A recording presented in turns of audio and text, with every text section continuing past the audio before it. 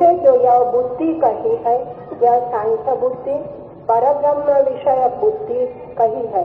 अब तुम कर्मयोग बुद्धि को सुनो, जिस बुद्धि को प्राप्त कर समस्त कर्म बंधनों से छुटकारा पा जाओगे।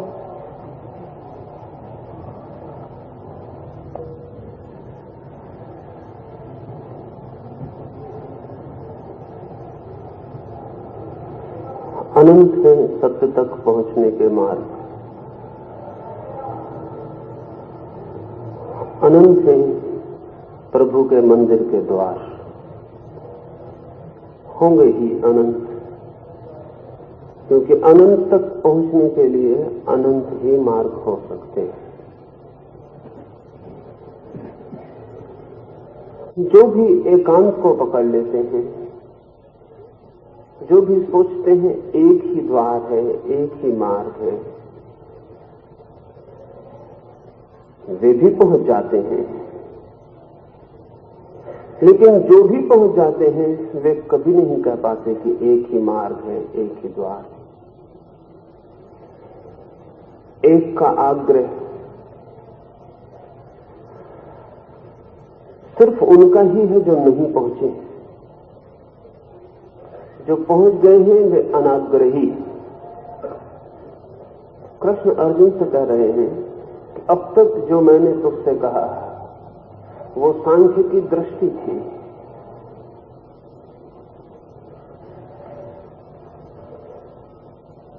सांख्य की दृष्टि गहरी से गहरी ज्ञान की दृष्टि।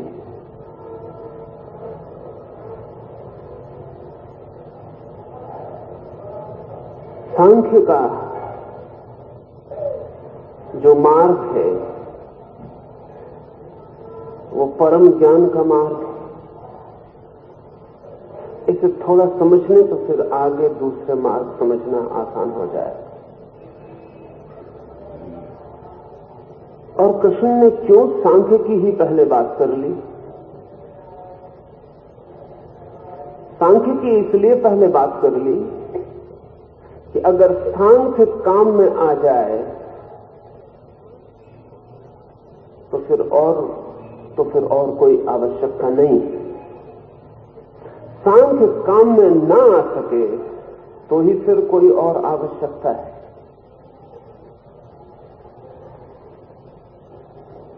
जापान में ज़ेन साधना की एक पद्धति है। आज पश्चिम में ज़ेन का बहुत प्रभाव है। आज का जो भी विचारशील वर्ग है जगत का, पूरे जगत की इंटेलिजेंसिया, वो ज़ेन में उत्सुक है। और ज़ेन सांख्य का ही एक रूप है।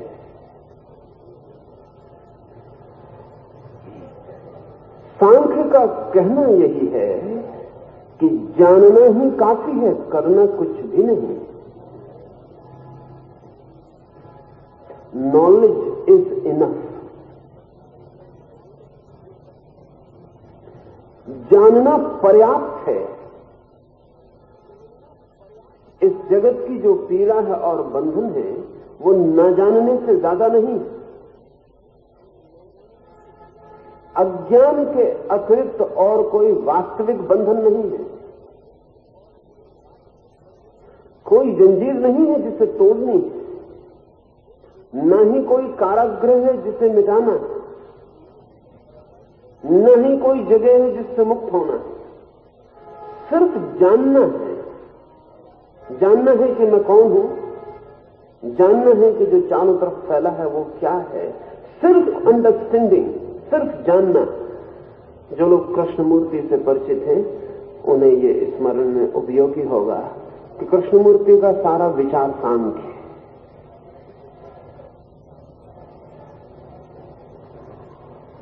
लेकिन सांख्य को समझना कठिन है,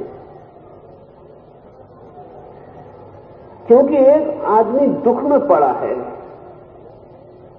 हम उससे कहें कि केवल जान लेना है कि दुख क्या है और तू बाहर हो जाएगा, तो आदमी कहेगा जानता तो मैं भली भांति हूं कि दुख है। जानने से कुछ नहीं होता। मुझे इलाज चाहिए, औषधि चाहिए, कुछ करो कि मेरा दुख चला जाए। एक आदमी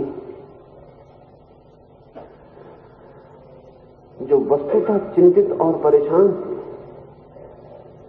विक्षिप्त है, पागल है, उससे हम कहें कि सिर्फ जानना काफी है, तू पागलपन के बाहर आ जाएगा, वो आदमी कहेगा जानता तो मैं काफी हूं, जानने को अब और क्या बचा है।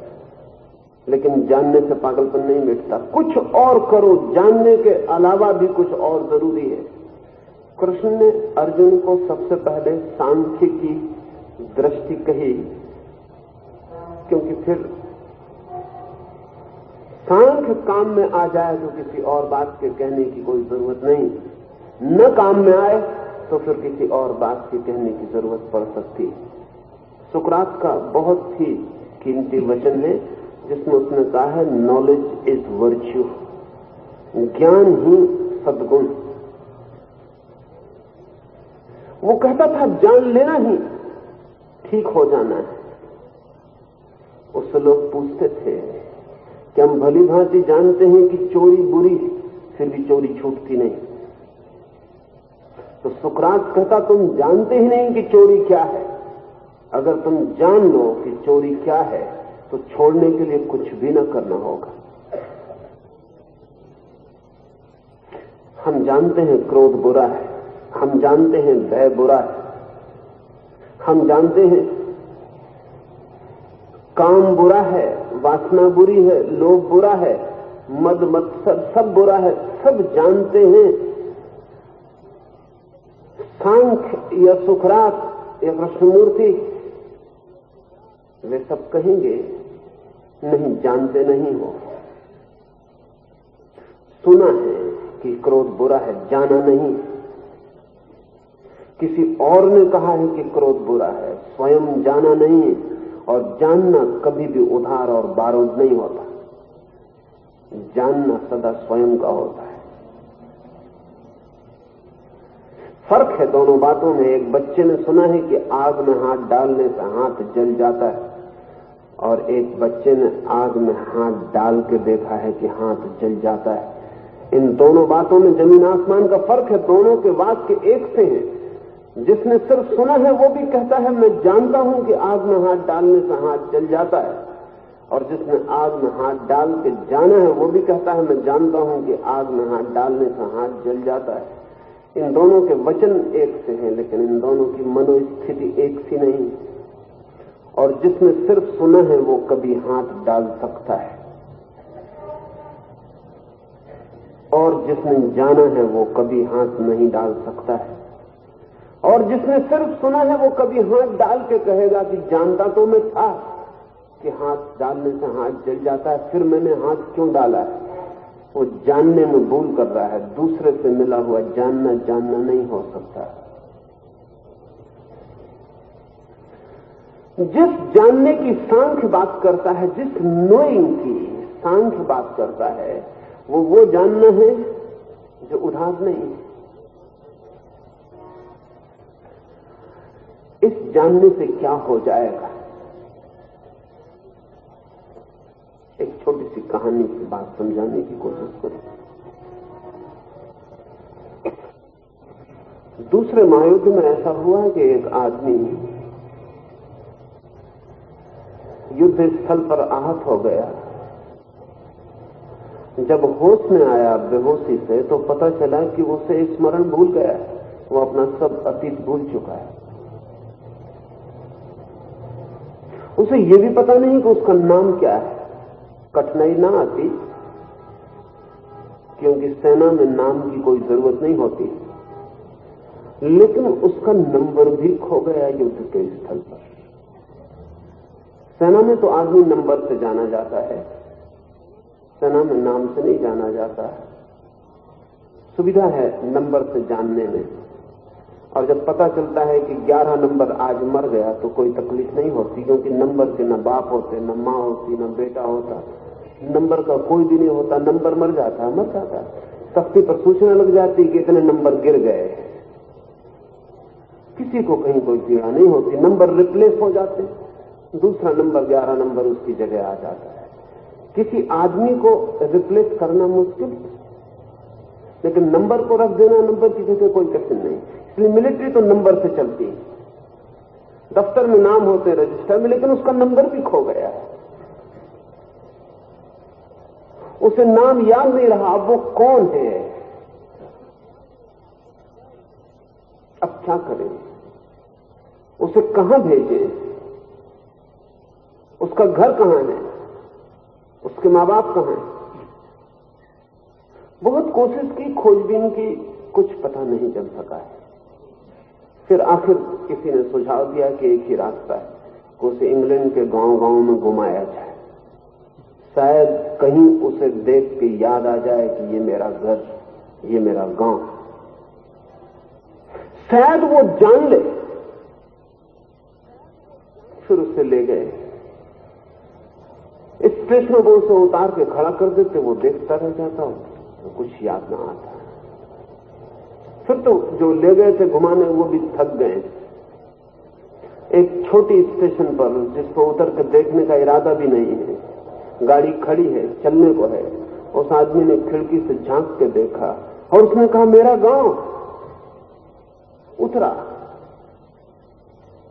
बताना ही भूल गया कि जो साथ थे उनको बता दूं, भागा, सड़क पर आ गया, चिल्लाया मेरा घर, दौड़ा, गली में पहुंचा, दरवाजे के सामने खड़ा होकर कहा मेरी मां। लौट के पीछे देखा, साथी पीछे भागते आए, उनसे बोला ये रहा मेरा नाम, याद आ गया है। सांख्य कहता है आत्मज्ञान सिर्फ रिमेम्बरेंस, सिर्फ स्मरण, कुछ खोया नहीं, कुछ मिटा नहीं, कुछ गया नहीं, कुछ नया बना नहीं, सिर्फ स्मृति खो गई है।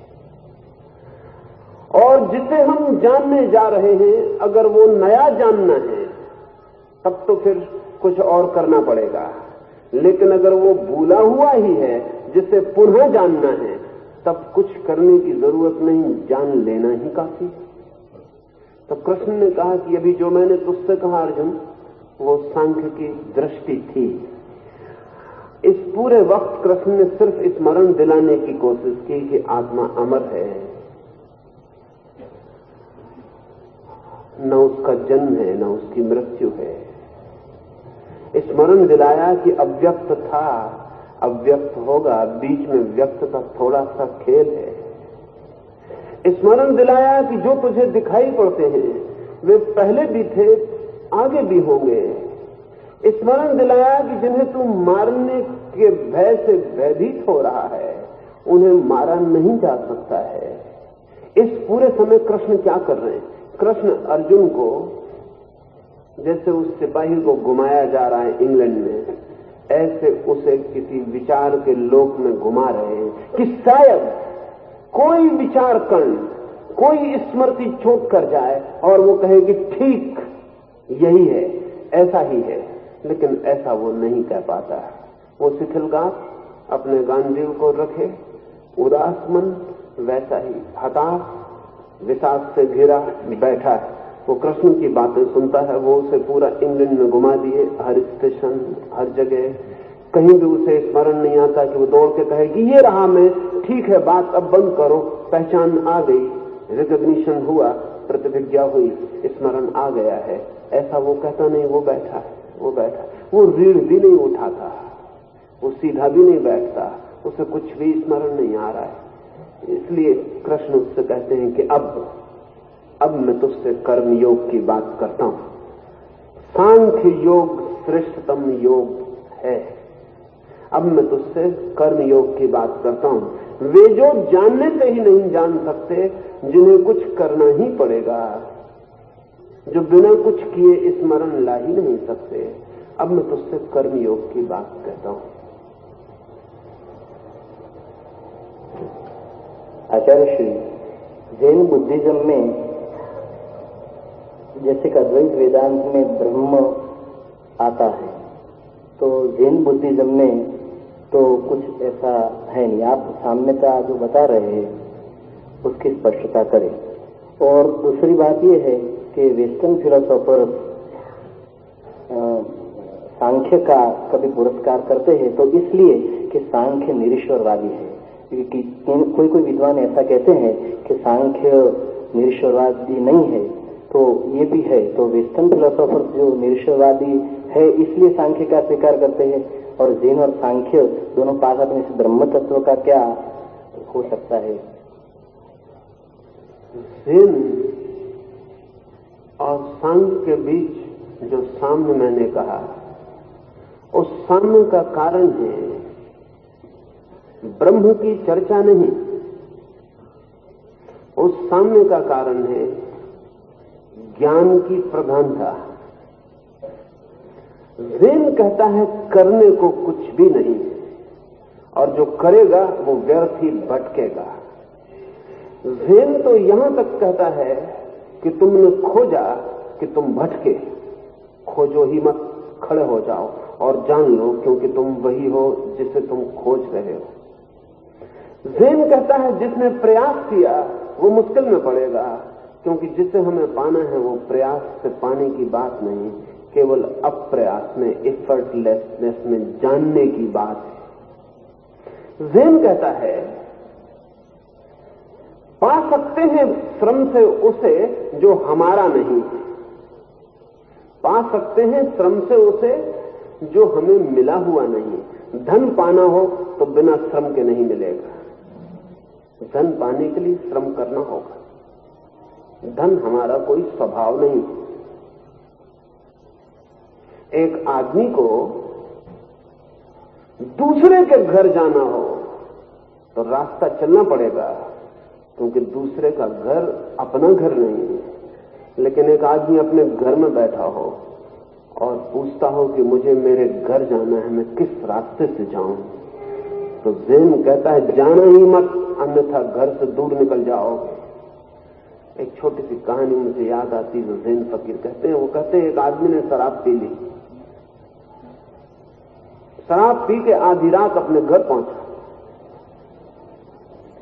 हाथ पैर डोलते हैं, आंखों को ठीक दिखाई नहीं पड़ता, ऐसे भी अंधेरा है, भीतर नशा है, बाहर अंधेरा है, टटोल टटाल के किसी तरह अपने दरवाजे तक पहुंच गया और फिर थक गया, बहुत देर से भटक रहा है।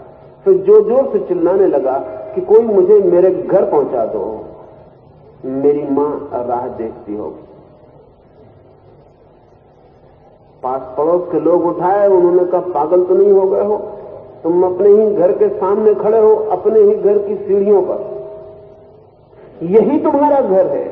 लेकिन वो आदमी इतना परेशानी में चिल्ला रहा है कि मुझे मेरे घर पहुंचा दो, मुझे मेरे घर जाना है, मेरी बूढ़ी मां राह देखती होगी, कि सुने कौन?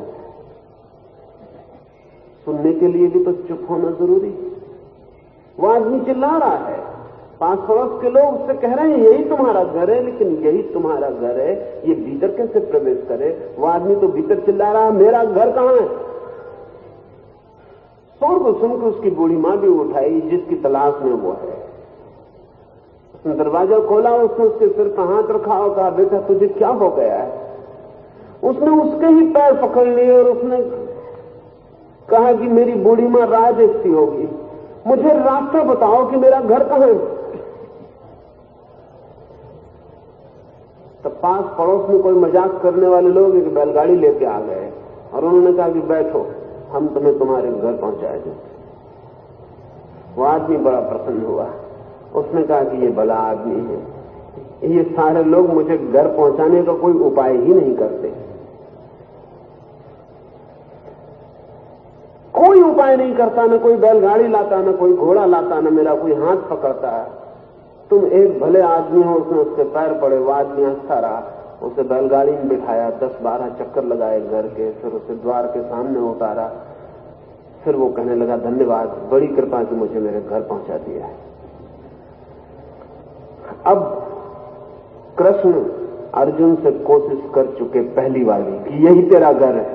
अब नहीं मानता, बैलगाड़ी जोतते हैं, वो कहते हैं कर्म योग में चल, अब तू चक्कर लगा, अब तू 10-5 चक्कर लगा ले, फिर ही तुझे ख्याल में आ सकता है कि पहुंचा। बिना चले तू स्वयं तक भी नहीं पहुंच सकता है। ज़ेन कहता है कि जिसे हम खोज रहे हैं वो वही है जहां हम हैं, इंच भर का फासला नहीं है, इसलिए जाओगे कहां? खोजोगे कैसे? श्रम क्या करोगे? असल में श्रम करके हम पराये को पा सकते हैं, स्वयं को नहीं। स्वयं तो सब श्रम के पहले उपलब्ध है। तो ज़ेन और सांख्य का जो साम्य मैंने कहा, वो इसलिए कहा कि सांख्य भी कर्म को व्यर्थ मानता है, कोई अर्थ नहीं कर्म का। ज़ेन भी कर्म को व्यर्थ मानता है, कोई अर्थ नहीं कर्म का।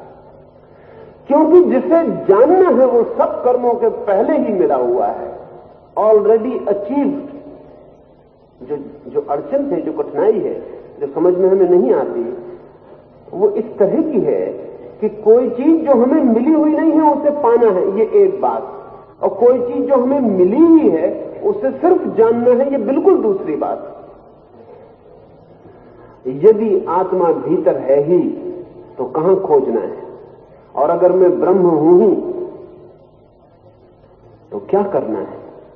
करने से क्या संबंध है? करने से क्या होगा?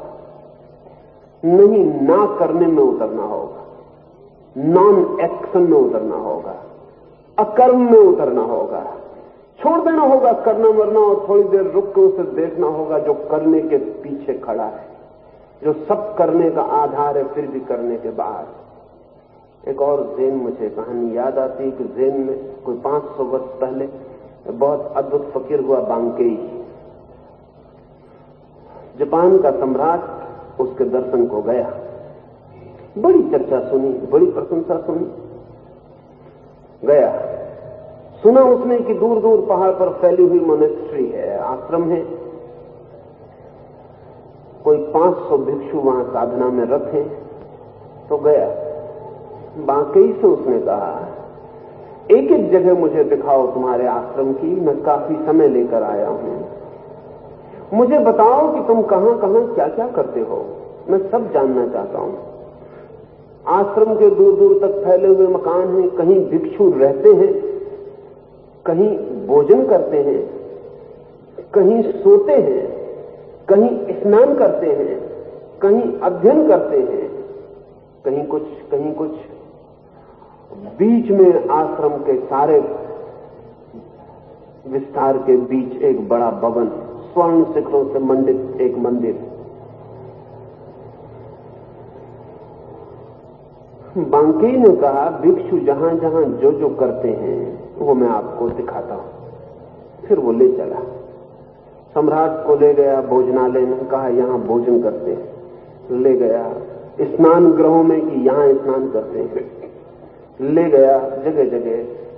सम्राट थकने लगा, उसने कहा कि छोड़ो भी, ये सब छोटी छोटी जगह तो ठीक है, वो जो बीच में स्वर्ण शिखरों से मंडित मंदिर है वहां क्या करते हैं, वहां ले चलो, मैं वहां देखने को बड़ा आतुर। लेकिन न मालूम क्या हो कि जैसे ही सम्राट उस बीच में उठे शिखर वाले मंदिर की बात करे, बांकेई एकदम बहरा हो जाए, वो सुने ही ना। एक दफे सम्राट ने सोचा कि शायद चूक गया, ख्याल में नहीं आया, फिर दोबारा जोर से कहा कि और सब बातें तो तुम ठीक से सुन लेते हो, ये स्नान गृह देखने में नहीं आया, ये भोजनालय देखने में नहीं आया, उस मंदिर में क्या करते हो? लेकिन बांकेई है कि चुप हो गया, वो सुनता ही नहीं। फिर घुमाने लगा कि यहां ये होता है, यहां ये होता है।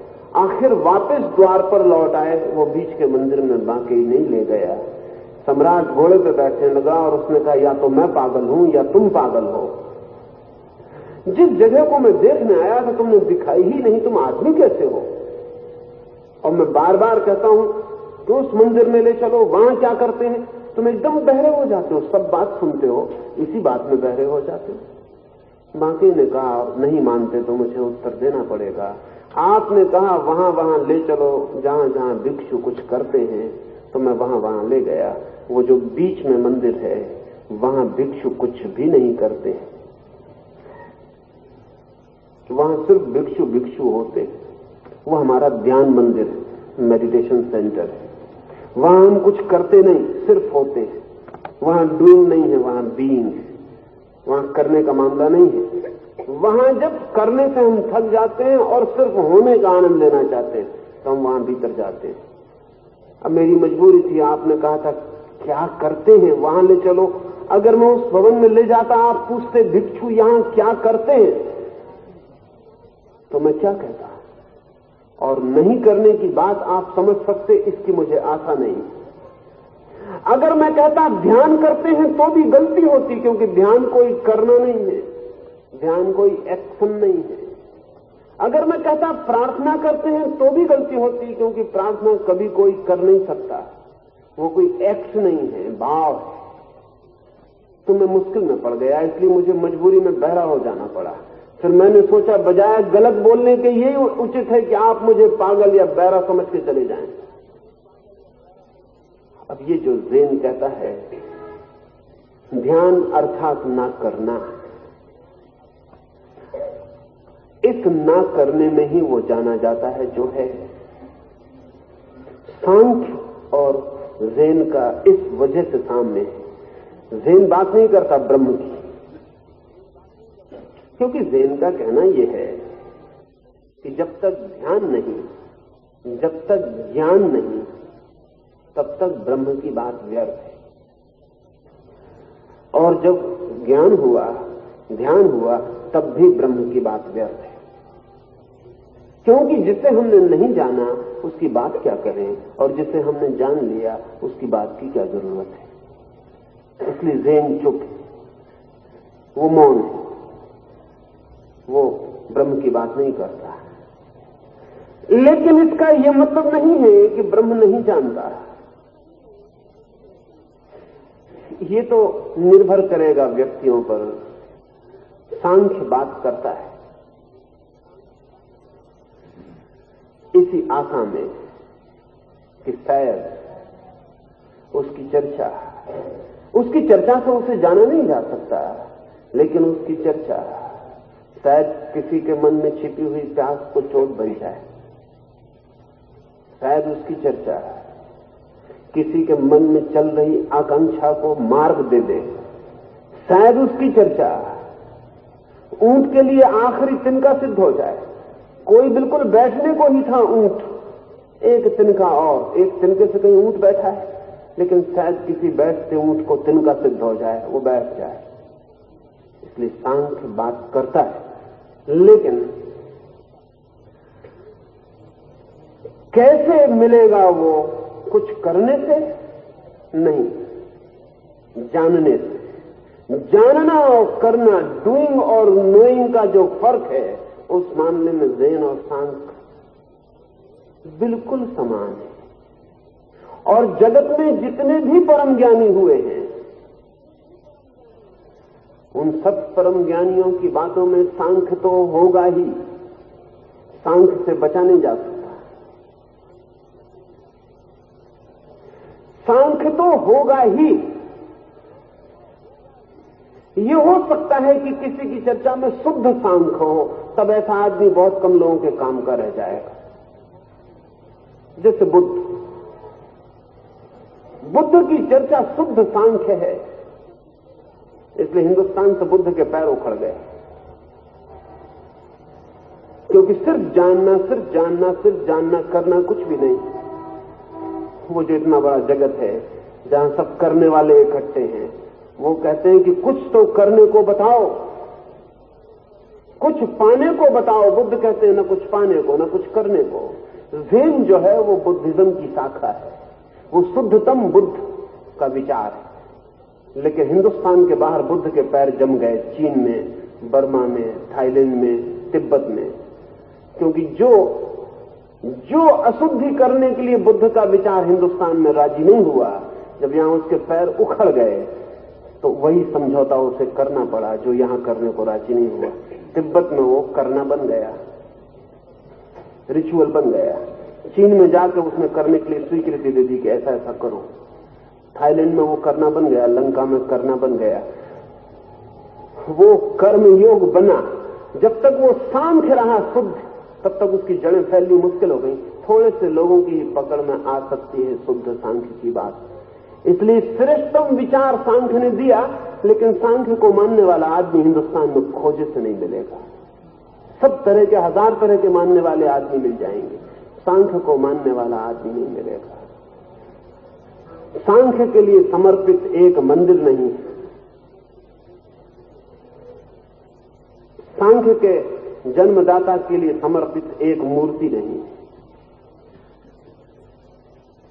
असल में जो एब्सोल्यूट ट्रस्ट की बात करेंगे उनको राजी होना चाहिए कि आम जनता तक उनकी खबर मुश्किल से पहुंचेगी। जो पूर्ण सत्य की बात करेंगे उनको राजी रहना चाहिए कि उनकी बात बहुत आकाश में गूंजती रहेगी। जमीन तक उतारना बहुत मुश्किल है, क्योंकि यहां जमीन पर सिर्फ अशुद्ध सत्य उतरते हैं। यहां जमीन पर जिस सत्य को भी पैर जमाने हो उसे जमीन के साथ समझौता करना पड़ता है। कृष्ण ने पहले नॉन कंप्रोमाइजिंग सांख्य की बात की, कहा कि मैं तुझे सांख्य की बुद्धि बताता हूं, लेकिन देखा कि अर्जुन के भीतर उसकी जड़ें नहीं पहुंच सकती, इसलिए दूसरे सेकंड ही वो कहते हैं अब मैं तुझसे कर्मयोग की बात करता हूं। और एक बात और पूछी कि पश्चिम में क्या सांख्य की चर्चा जिन दार्शनिकों ने की है उनका कारण यही तो नहीं है कि सांख्य निरीश्वरवादी? असल में जो भी ब्रह्मवादी है वो ईश्वरवादी हो नहीं सकता। जो भी ब्रह्मवादी है वो ईश्वरवादी हो नहीं सकता। अगर वो ईश्वर को जगह भी देगा तो वो माया के भीतर ही होगी, जगह बाहर नहीं हो सकती, वो इल्यूजन के भीतर ही होगी। या तो वो कह देगा कोई ईश्वर नहीं है, ब्रह्म पर्याप्त है, अव्यक्त पर्याप्त है, या अगर समझौता किया उसने आपसे तो वो कहेगा ईश्वर है, वो भी अव्यक्त का एक रूप है, लेकिन माया के घेरे के भीतर ही। वो सिर्फ आपसे समझौता कर रहा है। सांख्य के जो मौलिक सूत्र हैं वो शुद्धतम है, उसमें ईश्वर की कोई जगह नहीं। ईश्वर का मतलब समझ लेना, आप ब्रह्म का फर्क समझ लेना। ईश्वर का मतलब है द क्रिएटर, सृजन करने वाला।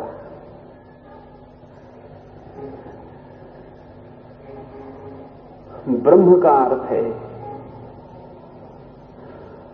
शुद्धतम जीवन की ऊर्जा। ईश्वर के पहले भी ब्रह्म है, ईश्वर भी बनते और मिटते, ईश्वर भी आते और जाते।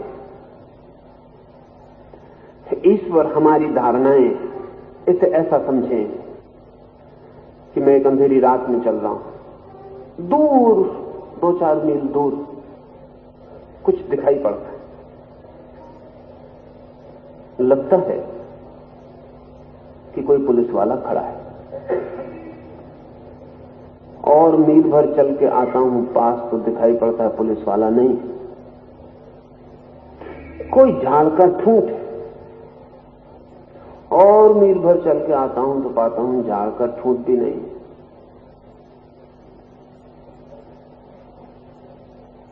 स्वतंत्रता का स्मारक है, जो है वो वही है, और पता नहीं मील भर पास चल के पता क्या चले, जो है वो तो वही है, मैं आगे आता जा रहा हूं।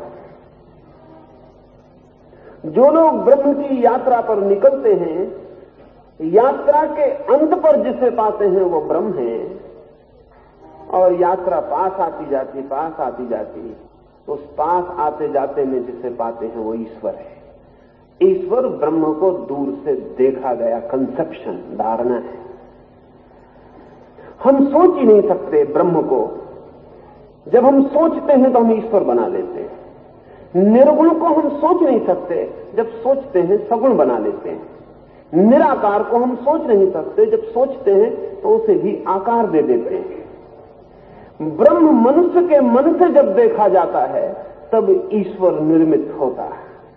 ये ईश्वर मनुष्य का निर्माण है। जैसे जैसे आगे जाएगा विचार छोड़ेगा और निर्विचार होगा, उस दिन पाएगा ईश्वर भी खो गया।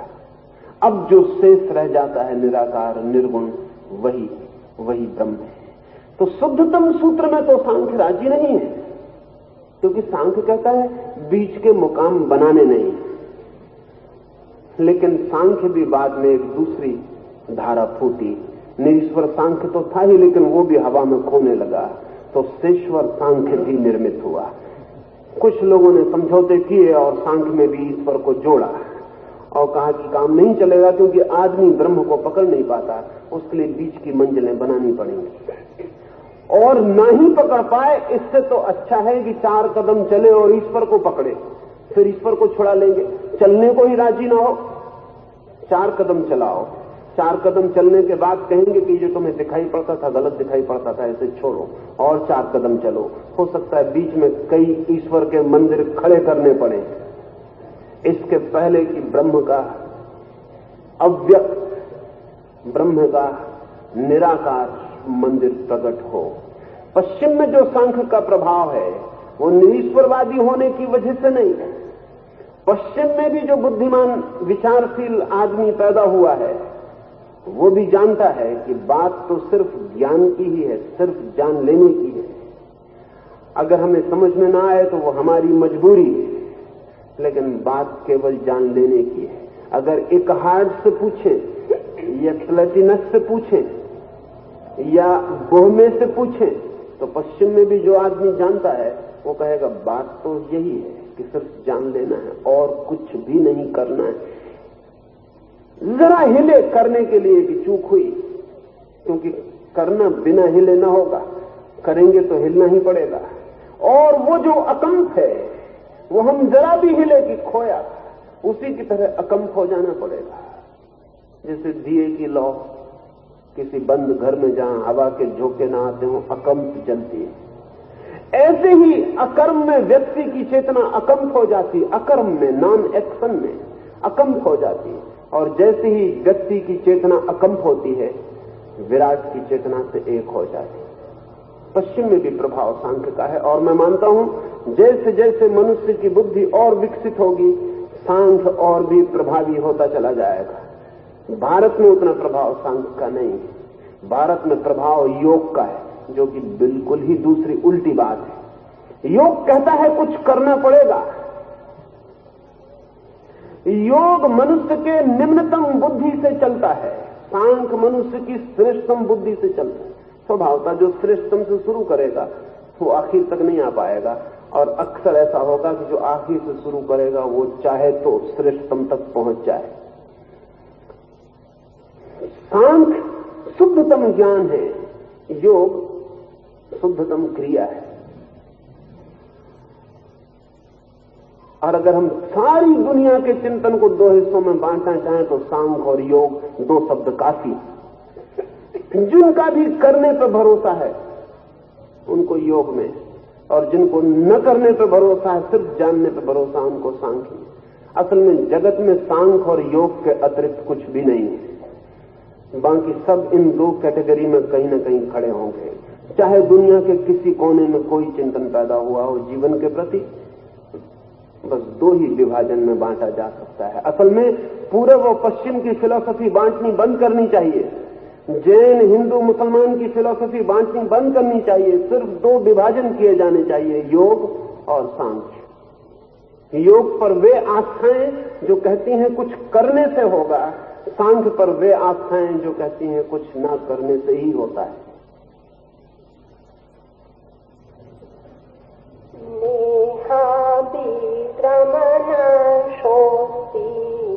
प्रत्यवायो न विद्यते स्वल्पमाप्यास्य धर्मस्य त्रायते महतो भयात्। निष्काम कर्मयोग में कर्म का आरंभ निष्फल नहीं होता एवं प्रत्यवाय भी नहीं होता है, किंतु इस धर्म का स्वल्प भी अंश बड़े भारी भय से रक्षा करता है।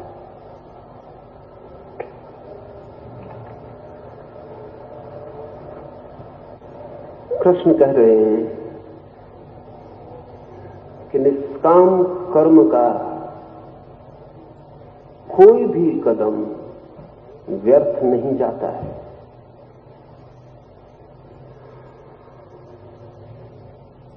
इसे समझना जरूरी है।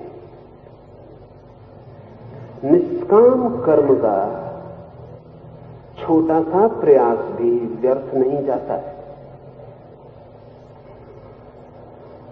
लेकिन इससे उल्टी बात भी समझ लेनी चाहिए। सकाम कर्म का बड़े से बड़ा प्रयास भी व्यर्थ ही जाता है। एक घर में मैं भी ठहरा था, चिंतित थे, जिनके घर रुका था, रात नींद नहीं आती थी, तो मैंने पूछा बात क्या है। उन्होंने कहा क्या बताएं, बड़ी मुसीबत टूट पड़ी है, 5 लाख का नुकसान लग गया है। स्वभाव था 5 लाख का नुकसान लगा हो तो बड़ी मुसीबत टूट गई है। मैंने उनकी पत्नी को पूछा कि क्या हो गया, कैसे नुकसान लग गया 5 लाख। उसकी पत्नी ने कहा आप उनकी बातों में मत पड़ जाना, 5 लाख का नुकसान नहीं लगा, 5 लाख का लाभ हुआ है। मैं तो बहुत ही मुश्किल हो गया। मैंने कहा कि क्या करती हो? उसने कहा बिल्कुल ठीक कहती हूं, उनको 10 लाख के लाभ की आशा थी, 5 लाख का लाभ हुआ है, इसलिए उनको 5 लाख का नुकसान हो गया। नींद हराम, दवाएं चल रही, ब्लड प्रेशर बढ़ा हुआ है, कोई उपाय नहीं उनको समझाने का कि 5 लाख का लाभ हुआ है। मैंने उनसे पूछा भी, उन्होंने कहा कि वो 5 लाख क्या 10 लाख ही होने ही वाले थे, 15 भी हो सकते थे, 5 का कोई सवाल ही नहीं, 5 का तो सुनिश्चित नुकसान हुआ है। अब ये सकाम बुद्धि है, ये सदा असफल होती है, सदा असफल होती है। लाभ हो तो भी हानि होती है सकाम बुद्धि में, क्योंकि अपेक्षा का कोई अंत नहीं है। जो भी मिलता है सदा छोटा पड़ता है, जो भी सफलता मिलती है वो भी किसी बड़ी असफलता के सामने फीकी लगती है।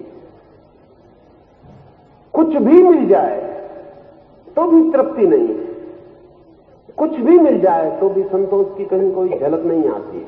सकाम फल, सकाम कर्म असफल होने को बाध्य है, असफलता में नहीं है उसका राज सकाम होने में। अब कृष्ण कहते हैं निष्काम कर्म का छोटा सा भी कृत्य सफल ही होता है, होगा ही, क्योंकि असफलता का कोई उपाय नहीं। जब निष्काम है तो अपेक्षा रहित है, इसलिए जो भी मिल जाए वो भी बहुत है, क्योंकि कोई अपेक्षा नहीं थी जिससे उसे छोटा बताया जा सके। कहानी सुनी है हम सबने कि अकबर ने एक लकीर खींचती थी दरबार में अपने, और कहा था अपने दरबारियों को कि बिना छोटा किए, इसे बिना छुए छोटा कर दो। वो सब हार गए थे, और फिर बीरबल ने एक बड़ी लकीर उसके पास खींच दी, उसे छुआ नहीं, काटा नहीं, पहुंचा नहीं, सिर्फ एक बड़ी लकीर पास खींच दी, और वो लकीर एकदम छोटी हो गई। अपेक्षा की बड़ी लकीर जिनके मन में खींची है, सफलता की सभी लकीरें छोटी पड़ती हैं। अपेक्षा एंडलेस, वो जितनी बड़ी खींची थी बीरबल में कुछ बड़ी नहीं थी। अपेक्षा की जो लकीर है उसका कोई अंत ही नहीं, वो दोनों छोरों पर अनंत। जो लोग ब्रह्म को जानते हैं वो ब्रह्म को अनंत कहते हैं, लेकिन जिन्होंने ब्रह्म को नहीं जाना वे भी एक अनंत चीज को जानते हैं, वो अपेक्षा है, एक्सपेक्टेशन है। उस अनंत अपेक्षा के पास खींची गई कोई भी सफलता सदा छोटी पड़ती है। लेकिन कृष्ण कह रहे हैं कि अपेक्षा की लकीर मिटा दो। निष्काम कर्म का अर्थ ही है अपेक्षा रहित, फल की आकांक्षा रहित, कामना रहित स्वभावता। बड़ी होशियारी की बात उन्होंने कही है। वो कह रहे हैं कि अगर अपेक्षा की लकीर मिटा दो तो फिर छोटा सा भी कर्म तृप्ति ही लाता है, क्योंकि कितना ही छोटा हो तो भी बड़ा ही होता है, क्योंकि तौलने के लिए कोई नीचे लकीर नहीं होती।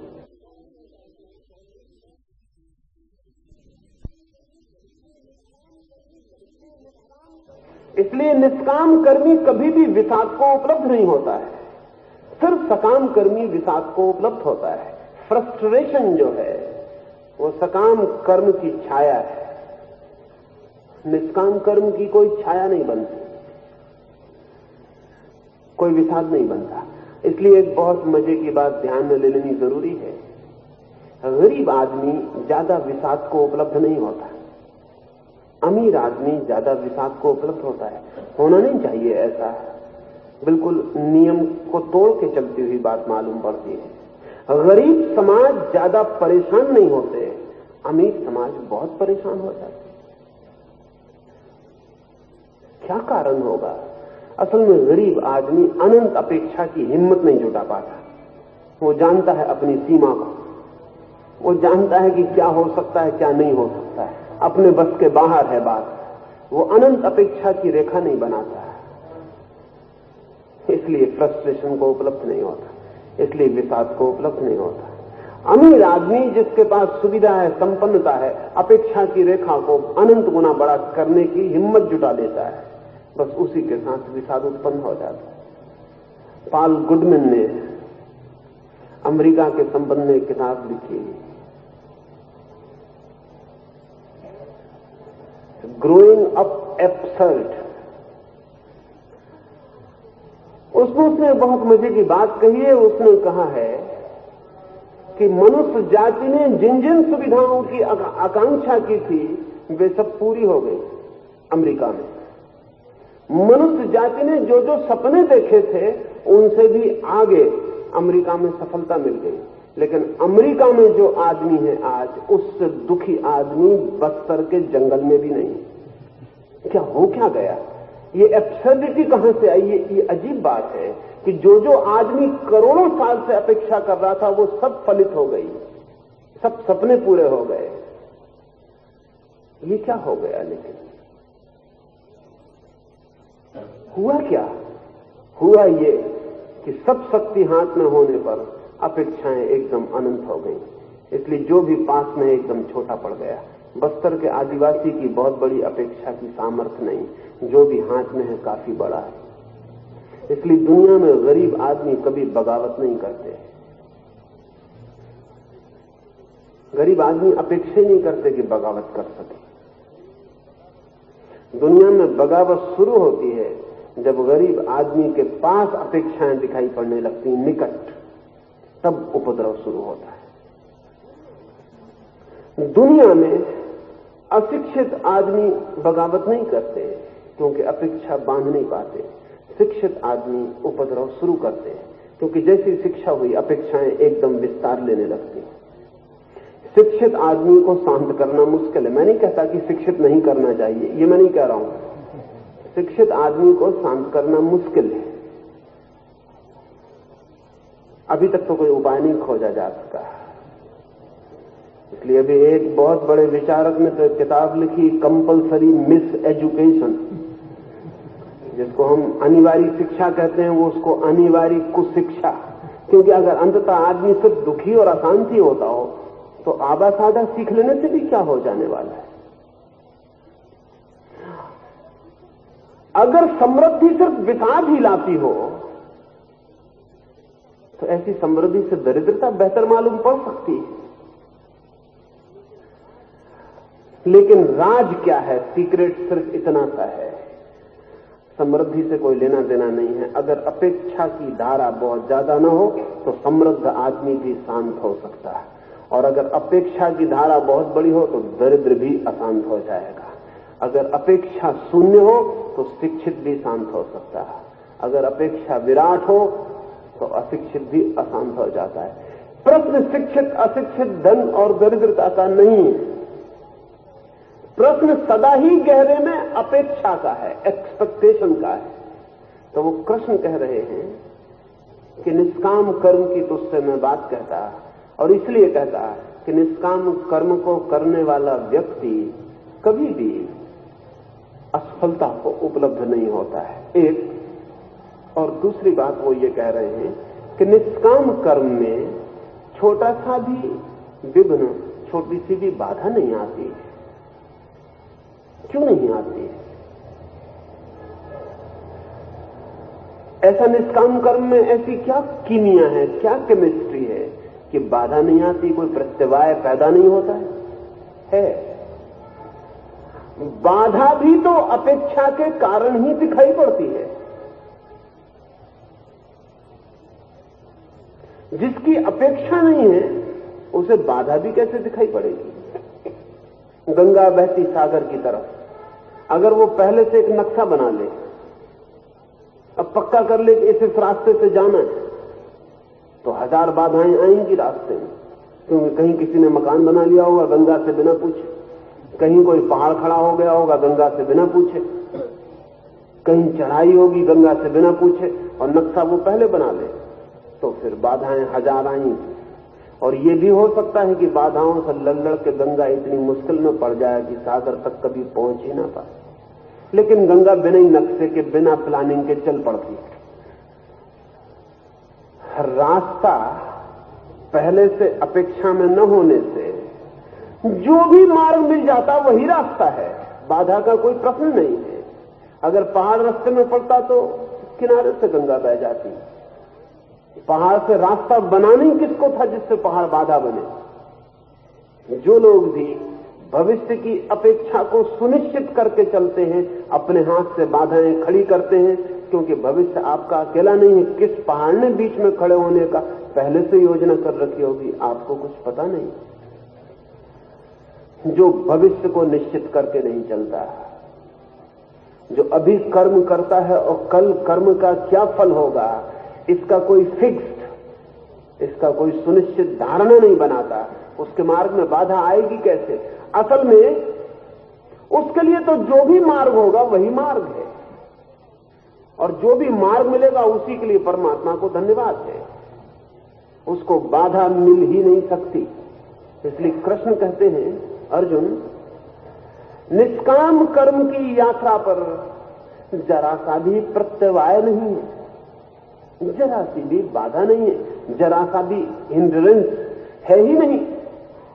पर बड़ी होशियारी की, बड़ी कलात्मक बात है, बहुत आर्टिस्टिक बात है, एकदम से ख्याल में नहीं आएगी,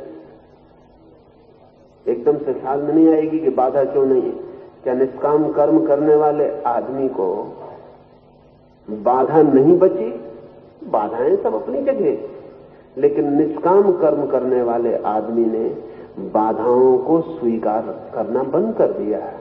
स्वीकृति होती थी अपेक्षाओं से, उनके प्रतिकूल होने से, अब कुछ भी प्रतिकूल नहीं है।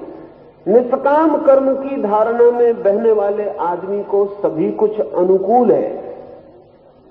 इसका यह मतलब नहीं कि सभी कुछ अनुकूल है, असल में जो भी है वो अनुकूल ही है, क्योंकि प्रतिकूल को तय करने का उसके पास कोई भी तराजू नहीं है। न बाधा है न विफलता है, सब बाधाएं, सब विफलताएं सकाम मन की निर्मितियां हैं।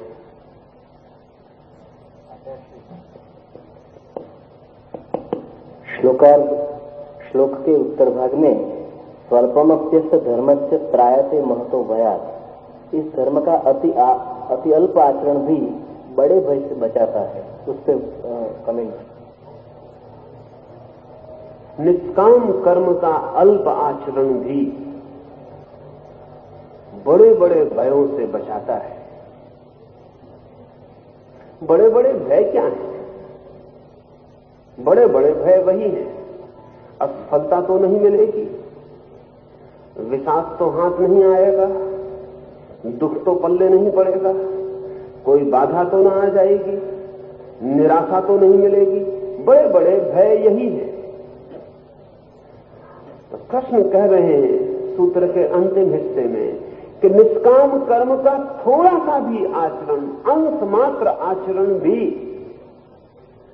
रत्ती भर आचरण भी पहाड़ जैसे भयों से मनुष्य को मुक्ति दिला देता है।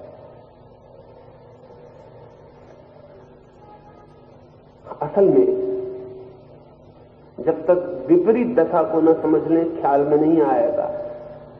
जरा सी अपेक्षा पहाड़ों जैसे भय को निर्मित कर देती है, जरा सी कामना पहाड़ों जैसे दुखों का निर्माण कर देती है।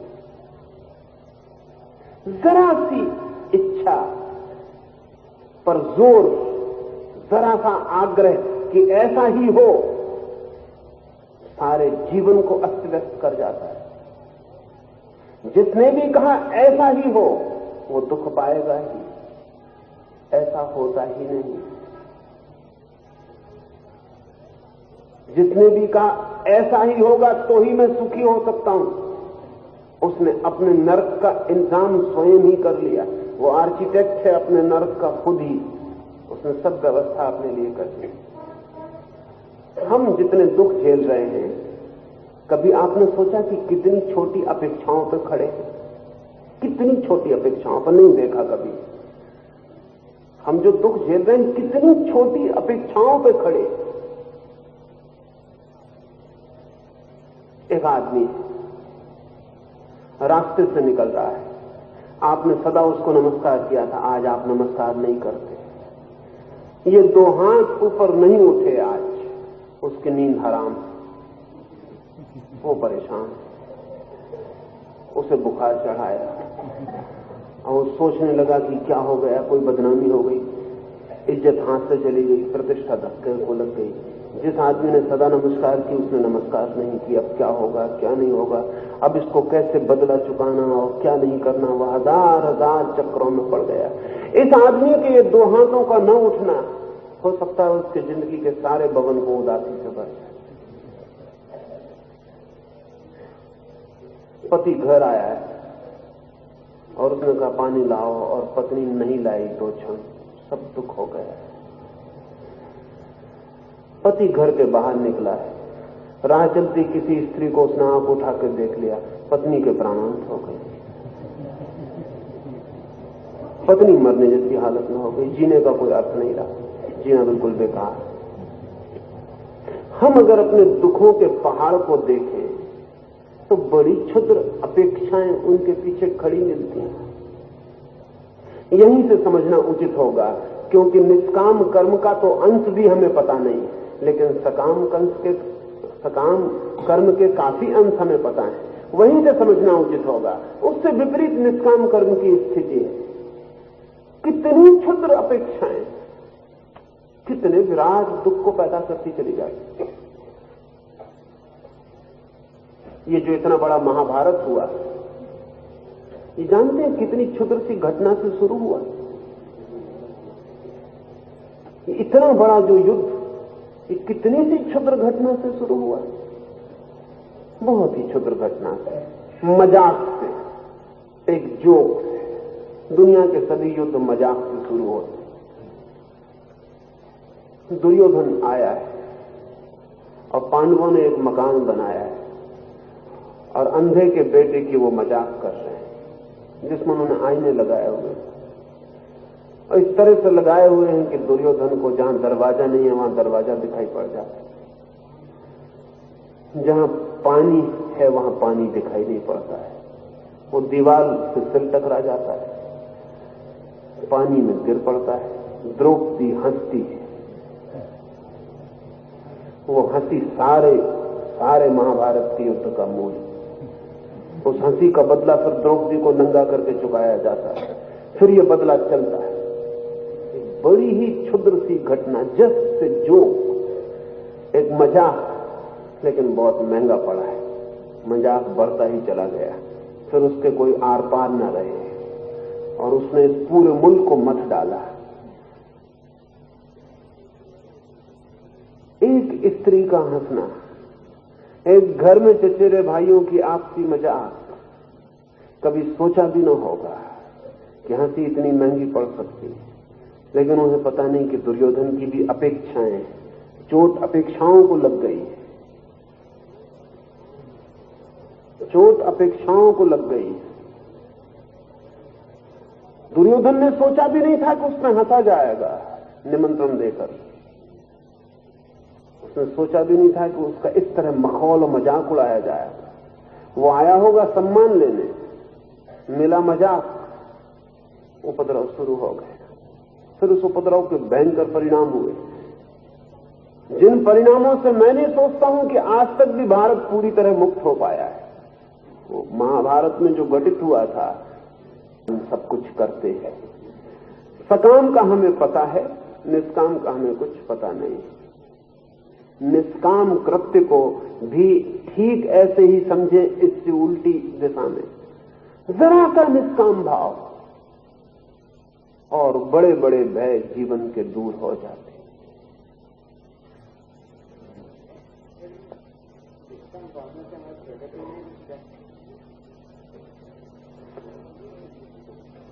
पूछ रहे हैं कि निष्काम भावना से हमारी प्रगति नहीं रुक जाती। प्रगति का क्या मतलब होता है? अगर प्रगति से मतलब है कि बहुत धन हो,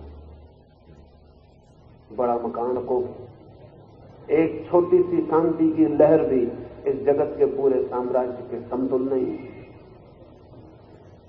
लेकिन हम प्रगति से एक ही मतलब लेते हैं। लेकिन इसका यह भी मतलब नहीं है कि मैं ऐसा कह रहा हूं कि जो निष्काम कर्म में गति करेगा अनिवार्य रूप से दीन और दरिद्र हो जाएगा। ये मैं नहीं कह रहा हूं, क्योंकि मन शांत हो तो दरिद्र होने की कोई अनिवार्यता नहीं है। क्योंकि शांत मन जिस दिशा में भी काम करेगा ज्यादा कुशल होगा, धन भी कमाएगा तो भी ज्यादा कुशल होगा। हाँ, एक फर्क पड़ेगा कि धन कमाने का अर्थ चोरी नहीं हो सकेगा, उस कुशलता ज्यादा होगी, उसके बाद शक्ति ज्यादा होगी, समझ ज्यादा होगी। इसलिए ऐसा नहीं कह रहा हूं कि वैसा आदमी अनिवार्य रूप से गरीब होगा, भीतरी तो समृद्धि होगी ही।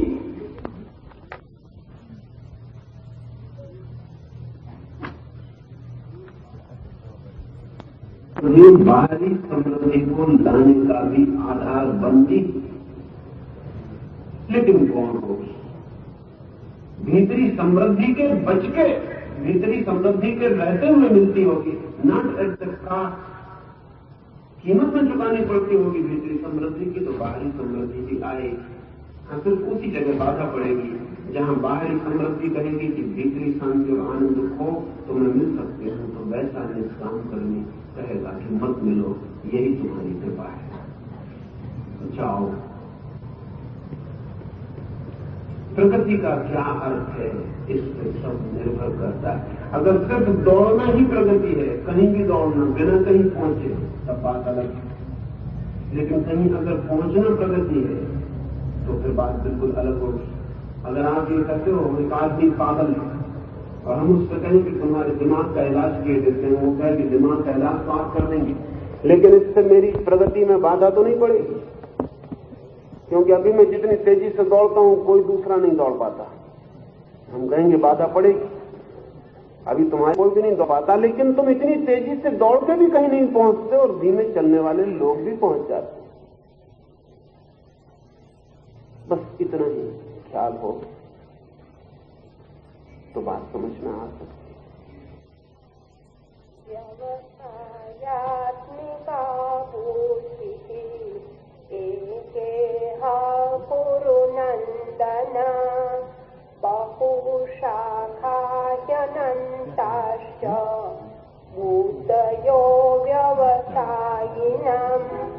हे कुरुनंदन, इस योग में प्रवृत्त मुमुक्षु की ईश्वर ही मेरी परम गति है।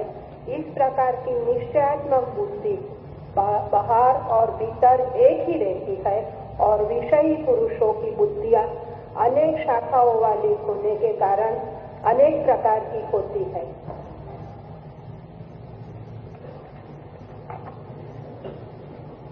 मनुष्य का मन एक हो सकता है, अनेक हो सकता है। मनुष्य का चित्त अखंड हो सकता है, खंड खंड हो सकता है। मनुष्य की बुद्धि स्वविरोधी खंडों में बटी हुई हो सकती है, विभाजित हो सकती है, अविभाजित भी हो सकती है। साधारणतः विषयी चित्त, इच्छाओं से भरे चित्त की अवस्था एक मन की नहीं होती, अनेक मन की होती है। पॉलीसाइक्लिक, बहुचित्त होते हैं। और ऐसा ही नहीं कि बहुचित्त होते हैं, एक चित्त के विपरीत दूसरा चित्त भी होता है। मैं कुछ दिन पहले दिल्ली में था, एक मित्र बड़े शिक्षा शास्त्री हैं, किसी विश्वविद्यालय के पहले कुलपति थे, फिर अब और भी बड़े पद पर हैं। वो मुझसे पूछने आए कि हम शिक्षित तो कर रहे हैं लोगों को, लेकिन बेईमानी, झूठ, दगा, फरेब सब बढ़ता चला जाता है। हम अपने बच्चों को बेईमानी, दगा, फरेब, झूठ से कैसे रोकें? तो मैंने उनसे पूछा, दूसरे के बच्चों के पहले छोड़ दें, क्योंकि दूसरों के बच्चों को दगा फरेब से रोकने को कोई भी तैयार हो जाता है। मैं आपके बच्चों की बात करना चाहता हूं। दूसरों के बच्चों को दगा फरेब से रोकने में कौन सी कठिनाई? दूसरे का बेटा सन्यासी हो जाए तो सब मोहल्ले सी बात की जाए। मैंने उनसे पूछा कि मैं आपसे ये पूछता हूं, आप अपने बच्चों को दगा फरेब, झूठ, खुशामत, बेईमानी, ये जो 1000 बीमारियां इस समय मुल्क में हैं, इन सब से छुटकारा दिलाना चाहते हैं? उन्होंने बड़े डरते से मन से कहा कि हाँ, दिलाना चाहता हूं। लेकिन मैंने कहा, आप इतने कमजोर उससे कह रहे हैं हाँ, कि मैं फिर से पूछता हूं कि थोड़ी हिम्मत जुटा के कहिए। उन्होंने कहा कि नहीं, मैं बिल्कुल दिलानी चाहता हूं। मैंने कहा, लेकिन आप हिम्मत नहीं जुटाते। आप जितनी ताकत से पहले मुझसे बोले कि सब बर्बाद हुआ जा रहा है, तो हम मुल्क भर के बच्चों को कैसे ईमानदारी सिखाएं, उतने जोर से आप अब नहीं कहते। नहीं होता है, मैं नसी पकड़ना चाहता हूं। तो उन्होंने कहा कि नहीं, इतनी हिम्मत से तो नहीं कह सकता। मैंने कहा, क्यों नहीं कह सकते? तो उन्होंने कहा कि मैं जानता हूं कि इतना तो मैं चाहता हूं कि जितने ऊंचे पद तक मैं उठा, कम से कम मेरा लड़का भी उठे। और ये भी मैं जानता हूं कि अगर वो पूरा ईमानदार हो, नैतिक हो, तो नहीं उठ सकता है।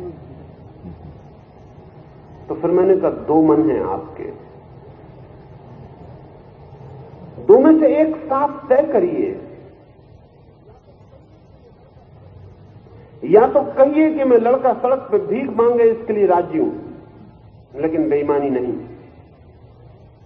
और या फिर कहिए कि लड़का बेईमान हो, मुझे कोई मतलब नहीं, शिक्षा मंत्रालय में होना चाहिए। एजुकेशन मिनिस्ट्री में पहुंचे बिना हमें कोई चैन नहीं, बेईमानी से हमें कोई मतलब नहीं। साफ बात करिए, और नहीं तो आप अपने लड़के में भी डबल माइंड पैदा कर देंगे। वो लड़का भी समझ जाएगा बाप चाहता है कि शिक्षा मंत्री तक होने तक पहुंचो,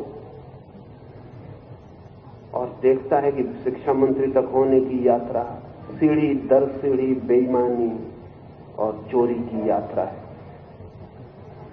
दूसरी तरफ बाप कहता है कि ईमानदार बनो, और ईमानदार इस जगत में हालत ठीक वैसी है जैसा कि मैन इन इमोरल सोसाइटी, नैतिक आदमी अनैतिक समाज में, तो सड़क पर भीख मांगने की तैयारी होनी ही चाहिए।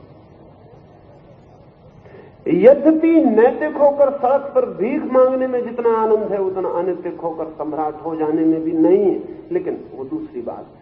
ये दोनों बातें लड़के के दिमाग में होंगी तो लड़के के 2 मन हो जाएंगे।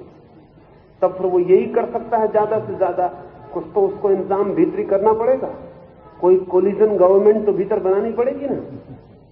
इन सब उपद्रवी विरोधी तत्वों के बीच कोई तो समझौता करके कोई संवित सरकार निर्मित करनी पड़ेगी। तो फिर यही होगा कि जब बाहर दिखाना हो तो ईमान है, उसको भी दिखाना ही है। चित्त हमारा बढ़ जाता अनेक खंडों में, और विपरीत आकांक्षाएं एक साथ पकड़ लेती हैं, और अनंत इच्छाएं एक साथ जब मन को पकड़ती हैं तो अनंत खंड हो जाते हैं, और एक ही साथ हम सब इच्छाओं को करते चले जाते हैं। एक आदमी कहता है मुझे शांति चाहिए, और साथ ही कहता है मुझे प्रतिष्ठा चाहिए। उसे कभी ख्याल में नहीं आता कि वो क्या कह रहा है। एक मित्र मेरे पास आए, आती से मुझसे बोले कि मैं अरविंद आश्रम हो आया, रमन आश्रम हो आया, शिवानंद के आश्रम हो आया, सब आश्रम छान डाले, कहीं शांति नहीं मिलती। अभी शांति, तो मुझे शांति दे। तो मैंने कहा कि इसके पहले कि तुम मुझसे भी निराश हो, एकदम उल्टे लौटो और वापस हो जाओ, मैं तुम्हें शांति नहीं दूंगा। और तुम कुछ इस तरह कह रहे हो कि जैसे अरविंद आश्रम ने तुम्हें शांति देने का कोई ठेका ले रखा है। सब जगह हो आया, कहीं नहीं मिली, जैसे कि मिलना कोई आपका अधिकार था। बाहर हो जाओ दरवाजे के। कहने लगा आप कैसे आदमी? मैं शांति खोजने आया हूं। मैंने कहा अशांति खोजने कहां गए थे? अशांति खोजने किस आश्रम में गए थे, ये मुझे पहले बता दो। कहीं नहीं गया था। तो मैंने कहा जब में अशांति के वक्त मुझसे तुमने कोई सलाह न ली थी, शांति के वक्त तुम मुझसे सलाह लेने चले आए। मैंने पूछा कि शांति की बात बंद, अगर मेरे पास रुकना है तो अशांति की चर्चा करो कि अशांत कैसे हुए हो, क्या है अशांति, उसकी मुझसे बात करो। अशांति तुम्हारी स्पष्ट हो जाए तो शांति पाना जरा भी कठिन नहीं। वो 2 दिन मेरे पास थे। उनकी अशांति फिर धीरे धीरे उन्होंने खोलनी शुरू की। वही थी जो हम सबकी है। एक ही लड़का है उनका, बहुत पैसा कमाया ठेकेदारी से, तलवार लेके खड़े हो गए दरवाजे पर कि लाश बिछा दूंगा, बाहर निकल जाओ। लड़का बाहर निकल गया। अब मुसीबत है, अब मौत करीब आ रही है। अब किस मुंह से लड़के को वापस बुलाएं जब तलवार दिखा के निकाला था और मौत वापस आ रही, और जिंदगी भर जिस पैसे को 1000 तरह की चोरी और बेईमानी से कमाया उसका कोई मालिक भी नहीं रह जाता है और हाथ से सब छूटा जा रहा है। तो मैंने उनसे पूछा, वो लड़की खराब थी जिसने तुम्हारे लड़के से शादी की? कहा नहीं, लड़की तो बिल्कुल अच्छी थी, लेकिन मेरी इच्छा के खिलाफ। तुम्हारी इच्छा से तुम शादी करो, तुम्हारा लड़का क्यों करने लगा? अशांत होने के रास्ते खड़े कर रहे हो। फिर जब उसने शादी अपनी इच्छा से की और तुमने उसे घर से बाहर निकाल दिया तो अब परेशान क्यों हो रहे हो? बात समाप्त हो गई। उसने तो आके नहीं कहा कि घर में वापस लो, कहने लगे यही तो अशांति है। तो वो एक दफे आके माफी मांग ले, अंदर आ जाए। तो नहीं, ठीक है। जब उसने आपकी बात नहीं मानी तो ठीक है, बात खत्म हो गई। अब आप क्यों परेशान? नहीं, धन का क्या होगा? धन का सबके मर जाने के बाद क्या होता है? और तुम्हें क्या फिक्र? तुम मर जाओगे, धन का जो होगा वो होगा। कहानी मेरे ही लड़के। मैंने कहा फिर मेरे ही लड़के के पास मेरी पसंद की औरत होनी चाहिए, ख्याल छोड़ो। तुम्हारा लड़का धन छोड़ने को राजी है अपने प्रेम के लिए, तुम भी कुछ छोड़ने को राजी हो जाओ। 2 दिन मेरे पास थे, सारी बात हुई, देखा कि सब 1000 तरह की उल्टी सीधी इच्छाएं मन को पकड़े हुए, तो चित्त अशांत हो गया है। हम सबका मन ऐसा ही अशांत है। कृष्ण कह रहे हैं कि विषय आसक्त चित्त, चूंकि विषय बहुत विपरीत है, एक ही साथ विपरीत विषयों की आकांक्षा करके विक्षिप्त होता रहता है और खंड खंड में टूट जाता है। रूपेण, क्योंकि कामना गिरती है तो कामना से बने हुए खंड गिरते हैं। जो व्यक्ति अपेक्षा रहित जीवन में प्रवेश करता है, क्योंकि अपेक्षा गिरती है इसलिए अपेक्षाओं से निर्मित खंड गिरते हैं। उसके भीतर एक चित्तता, यूनिसाइकिकनेस, उसके भीतर एक मन पैदा होना शुरू हो जाता है। और जहां एक मन है वहां जीवन का सब कुछ है, शांति भी, सुख भी, आनंद भी। जहां एक मन है वहां सब कुछ है, शक्ति भी, संगीत भी, सौंदर्य भी आता है। और जहां अनेक मन है तो पास में भी जो है वो भी सब बिखर जाता है और खो जाता है। लेकिन हम सब पारे की तरह हैं, खंड खंड, टूटे हुए, बिखरे हुए, खुद ही इतने खंडों में टूटे हैं कि कैसे शांति हो सकती है। जोशुआ लियमन ने अपने संस्मरण लिखे। संस्मरण में जो किताब को नाम दिया है वो बहुत अच्छा है, और उस किताब के पहले हिस्से में उसने जो उल्लेख किया है कीमती है। कहा कि जवान था, विश्वविद्यालय से पढ़ के लौटा था, तो मेरे मन में हुआ कि अब जीवन का एक नक्शा बना लूं कि जीवन में क्या क्या पाना है। स्वभाव उसने एक फेरिस्त बनाई, जिस फेरिस्त में लिखा कि धन चाहिए, सुंदर पत्नी चाहिए, यश चाहिए, सम्मान चाहिए, सदाचार चाहिए, सब कोई 20-22 फेरिस्त तैयार की। उसमें सब आ गया जो आदमी चाह सकता है, जो भी चाह सकती है वो सब आ गया, जो भी विषय की मांग हो सकती है वो सब आ गया, जो भी कामना निर्मित कर सकती है वे सब सपने आ गए।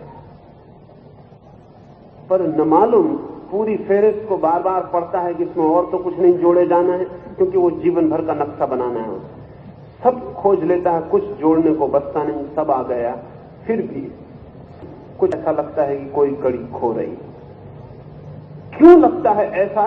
क्योंकि रात सोते वक्त उसने सोचा कि मैं देखूं कि सब मुझे समझ लो कि मिल गया, जो जो मैंने फेरिस्त पर लिखा है सब मिल गया, तो हो जाएगा सब ठीक। तो मन खाली खाली लगता है, मन में ऐसा उत्तर नहीं आता आश्वासन से भरा, निश्चय से भरा कि हाँ ये सब मिल जाए जो फेरिस्त पे लिखा है तो बस सब मिल जाएगा। नहीं, ऐसा निश्चय नहीं आता, ऐसी निश्चयात्मक लहर नहीं आती भीतर से। तो गांव में एक बूढ़े फकीर के पास हो गया। उसने कहा कि इस गांव में सबसे ज्यादा बूढ़े तुम हो, सबसे ज्यादा जिंदगी तुमने देखी, और तुमने जिंदगी गृहस्थ की ही नहीं देखी। सब वो हंसा और उसने कलम उठा के वो पूरी फेरिस्त काट दी और पूरी फेरिस्त के ऊपर बड़े बड़े अक्षरों में 3 शब्द लिख दिए, पीस ऑफ माइंड, मन की शांति। बाकी ये सब तुम फिक्र छोड़ो, तुम ये एक चीज पालो तो ये बाकी सब मिल सकता है, और ये तुमने सब बाकी भी पा लिया तो ये जो 3 शब्द मैंने लिखे तुम्हें कभी मिलने वाले नहीं। और आखिर में निर्णय यही होगा कि ये पीस ऑफ माइंड, ये मन की शांति मिली या नहीं। तो लियमन ने अपनी आत्मकथा लिखी, उसको नाम दिया पीस ऑफ माइंड। उस किताब को नाम दिया मन की शांति। और लिखा कि उस दिन तो मुझे लगा कि बूढ़े ने सब फेरिस्त खराब कर, कितनी मेहनत से बना के लाया हूं, और इस आदमी ने सब फेरिस्त काटी थी तो ठीक ही किया था। उसने फाड़ के क्यों न फेंक थी, बेकार थी। आज जीवन के अंत में वे ही 3 शब्द पास घूम रहे हैं। काश उस दिन में समझ जाता कि मन की शांति ही सब कुछ, तो शायद आज तक पाया भी जा सकता था। लेकिन जिंदगी उसी फेरिस्त को पूरे करने में बीत जाती सबकी। तो कृष्ण कह रहे हैं ये जो विषयों की दौड़ है चित्त की, ये सिर्फ अशांति को, अशांति का अर्थ ही सिर्फ एक है, बहुत बहुत दिशाओं में दौड़ता हुआ मन अर्थात अशांति, न दौड़ता हुआ मन अर्थात शांति। तो कृष्ण कहते हैं निष्काम कर्म की जो भाव दशा है, एक में वही निश्चयात्मक बुद्धि है, the definitive intellect, definitive intelligence. इसको आखिरी बात समझ लें, जहां एक मन है वहां अनिश्चय नहीं। अनिश्चय होगा कहां? अनिश्चय के लिए कम से कम 2 मन चाहिए। जहां एक मन है वहां निश्चय है। इसलिए आमतौर से आदमी लेकिन क्या करता है, वो कहता है कि निश्चयात्मक बुद्धि चाहिए, तो वो कहता है जोड़ तोड़ करके निश्चय कर लो, दबा दो मन को, छाती पे बैठ जाओ, निश्चय कर लो कि बस निश्चय कर लिया। लेकिन जब वो निश्चय कर रहा है जोर से, तभी उसको पता है कि भीतर विपरीत स्वर कह रहे हैं कि ये तुम क्या कर रहे हो, ये ठीक नहीं है। किसके खिलाफ कर रहे हो? जिसके खिलाफ निश्चय कर रहे हो वो भीतर बैठा है। मैं एक बूढ़े आदमी से मिला, उस बूढ़े आदमी ने कहा कि मैंने अपनी जिंदगी में 3 बार ब्रह्मचर्य का व्रत लिया है। तो मैंने पूछा कि चौथी बार क्यों नहीं लिया? बूढ़ा आदमी ईमानदार था। बूढ़े आदमी कम ही ईमानदार होते हैं, क्योंकि जिंदगी इतनी बेईमानी सिखा देती है कि जिसका कोई हिसाब नहीं। बच्चे साधारणतः ईमानदार होते हैं, बेईमान बच्चा खोजना मुश्किल है। बूढ़े साधारणतः बेईमान होते हैं, ईमानदार बूढ़ा खोजना मुश्किल है। पर वो बूढ़ा ईमानदार आदमी था। उसने कहा कि आप व्रत पूरे होते, जब तुमने व्रत लिया था तब तुम्हारा पूरा मन राजी था। उसने कहा पूरा ही मन राजी होता तो फिर क्या था? मेजॉरिटी माइंड से लिया था, बहुमत से लिया था। मन कोई पार्लियामेंट नहीं कि जिसमें आप बहुमत से पक्ष ले लें। मन कोई पार्लियामेंट नहीं है, कोई संसद नहीं है। और अगर संसद भी है तो वैसी ही संसद है जैसी दिल्ली में।